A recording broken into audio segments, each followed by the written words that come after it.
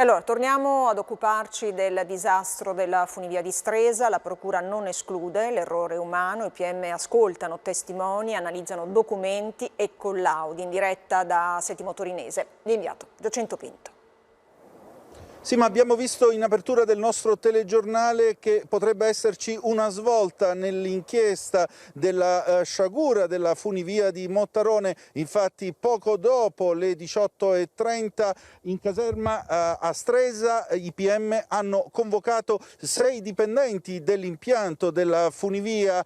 Sono ascoltati in questo momento come persone informate sui fatti, ma non si esclude che nelle prossime ore ci potrebbero essere le prime iscrizioni nel registro degli indagati. Indagini che vanno avanti a Stresa, ma anche qui a Settimo Torinese, alle nostre spalle, l'ufficio territoriale dei trasporti che ha collaudato nel novembre scorso per l'ultima volta la funivia di Stresa, e il ministro dei trasporti Giovannini giovedì prossimo, dopodomani, verrà convocato alla Camera per essere ascoltato proprio sul disastro. E adesso vediamo gli sviluppi dell'inchiesta nel nostro servizio e in quello dell'inviato Giuseppe Lavegna. In questa immagine potrebbe esserci la chiave del disastro del Mottarone. La staffa rossa in questa posizione potrebbe aver disattivato il freno d'emergenza. La certezza si avrà solo tra un paio di giorni, quando il perito incaricato dai PM salirà quassù per analizzare il relitto. È la procura stessa a ipotizzare l'errore umano come possibile concausa del disastro. Fa parte naturalmente degli accertamenti che devono essere fatti. Questo naturalmente non è riscontrabile a occhio nudo. Si indaga anche sullo stato di manutenzione dell'impianto. La funa trainante che si è spezzata era stata sostituita 25 anni fa.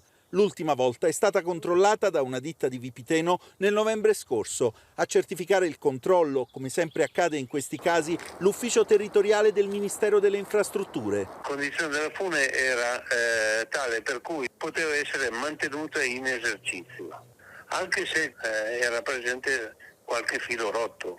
Non inficia assolutamente la resistenza della fune nella sua interezza. Qualche filo rotto, il momento in cui il cavo si spezza è nei filmati della videosorveglianza sequestrati dai carabinieri. La rottura a pochi metri dalla stazione di arrivo. Si vede la cabina che improvvisamente sussulta e torna indietro.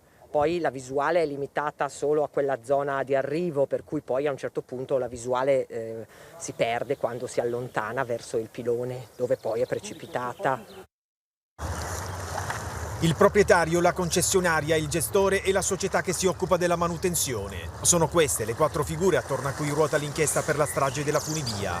Il proprietario sarebbe la Regione Piemonte perché l'iter per il passaggio al comune di Stresa non è ancora completato. Della manutenzione si occupa la multinazionale Leitner, leader negli impianti a cavo. Concessionaria e gestore hanno il volto di Luigi Nerini, detto Gigi, l'imprenditore locale che guida la società Ferrovie del Mottarone. Qui lo conoscono tutti. Qua è il collaudo, questo è il signor Nerini, il padre di Gigi. Nel libro, che pubblica con uno storico locale, celebra la vocazione della sua famiglia, il trasporto dal lago alla montagna. Hanno iniziato praticamente con i calessi e sono andati avanti poi con appunto trasporto turistico. Il trenino a cremagliera che compare sulle cartoline d'epoca, le corriere, la funivia, 3 generazioni per un'escalation lunga un secolo. Quando nel 2015 si era aggiudicato l'ultima concessione, una ditta aveva denunciato gravi danni strutturali, ma non ci fu alcun ricorso al TAR.